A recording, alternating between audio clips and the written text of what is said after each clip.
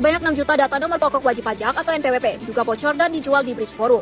Bocor terus. Diduga 1,3 miliar. 1,3 miliar. Data kartu SIM bocor di forum gelap. Kemarin data PLN, terus IndiHome, walaupun katanya nggak ada yang bocor. Terus sekarang ini, atau Kominfo sendiri, mereka nggak punya aplikasi buat nampung data registrasi. Para operator seluler juga bilang data di mereka masih aman. Dan data yang bocor bukan dari mereka. Update terbarunya, setelah rapat koordinasi di hari Senin 5 September, data yang bocor tidak sama. Tapi ada beberapa kemiripan. Ada juga saran dari Menkominfo. 1. Jaga nik. 2. Ganti password. Sekarang apa kabar deh sama janji Kominfo di 2017 yang bilang, tenang, data kamu aman kok. Iya, kita tenang. Dengan tenang bertanya, siapa yang harus bertanggung jawab sekarang? Semakin canggih teknologinya, apakah semakin aman data yang terdapat di dalamnya? Selamat malam teman-teman, saya Rido Bagus, mahasiswa Universitas Negeri Jakarta dari program studi manajemen dengan nomor induk mahasiswa 17056255197. Di sini saya akan membawa sebuah topik yang sangat penting dan krusial tentunya bagi kita, yaitu perlindungan data bagi konsumen. Menurut teman-teman semua, apakah data yang terdapat dalam HP kita sudah pasti aman dan kecil kemungkinan untuk tersebar atau diperjualbelikan oleh pihak yang tidak bertanggung jawab? Seperti yang ditampilkan pada cuplikan video di awal, terjadi banyak sekali kebocoran data atau data kita yang diperjualbelikan oleh pihak-pihak yang tidak bertanggung jawab. Mengapa sih pembahasan seperti ini sangat penting dan krusial? Tentu saja pembahasan ini sangat penting di mana kita berbicara terkait data kita yang tentunya kita berharap data kita akan aman dan tentunya tidak bocor kepada pihak-pihak lain. Data bukan hanya sebatas angka. Data juga mencakup seperti nomor induk kependudukan, nomor handphone, dan juga sandi penting yang terdapat pada HP atau akun-akun kita. Selain itu, apabila data pribadi kita bocor atau dijual kepada pihak yang tidak bertanggung jawab, tentu saja akan ada dampak negatifnya. Contohnya seperti pinjaman online atau pinjol yang ilegal. Yang kedua, penipuan melalui link atau phishing yang biasa kita kenal. Yang ketiga, pengalihan akun perbankan kita, entah itu melalui digital dan lain-lainnya.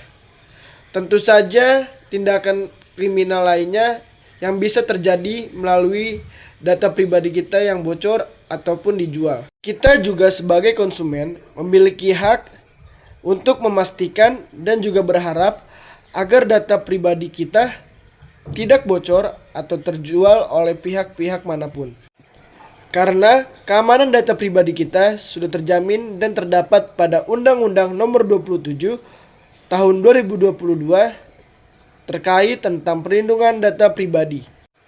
Karena pada Undang-Undang Nomor 27 Ayat 1 Undang-Undang Perlindungan Data Pribadi berbunyi yang pertama, data pribadi adalah data orang perseorangan yang teridentifikasi atau diidentifikasi baik secara sendiri maupun dikombinasikan dengan informasi lainnya baik secara langsung ataupun tidak langsung melalui elektronik atau non-elektronik.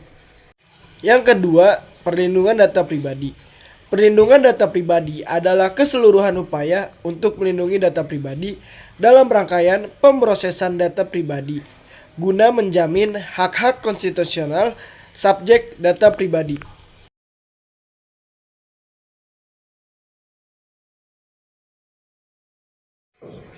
Selain dari data dan informasi Komdigi dan Mahkamah Konstitusi yang saya berikan, di sini saya akan melanjutkan membahas tentang kenapa sih data yang terjual atau bocor bisa terus terjadi dan tidak pernah terselesaikan. Yang pertama, tentunya adalah keamanan data yang masih lemah atau enkripsi. Yang kedua, human error atau kelakuan kita yang sering membagikan kode OTP kepada yang tidak kita kenal, atau kita sering mengklik sebuah link yang berisi virus atau biasa kita kenal phishing. Setelah saya membahas terkait kenapa sih data masih bisa bocor dan juga masih bisa diperjualbelikan, di sini saya pribadi akan membagikan bagaimana caranya agar data pribadi kita tetap aman. Yang pertama, aktifkan fitur 2F yaitu face fitur atau fitur wajah. Yang kedua, jaga privasi. Hindari foto identitas pribadi seperti KTP maupun perjalanan kalian di sosial media. Yang ketiga, ganti password atau sandi data pribadi yang menurut kalian penting secara berskala. Gunakan password yang sulit diketahui oleh orang-orang. Perlindungan data pribadi bukan hanya kewajiban pemerintah atau penyedia layanan, tetapi dari kewaspadaan diri kita sendiri. Jangan tunggu sampai data pribadi Anda disalahgunakan.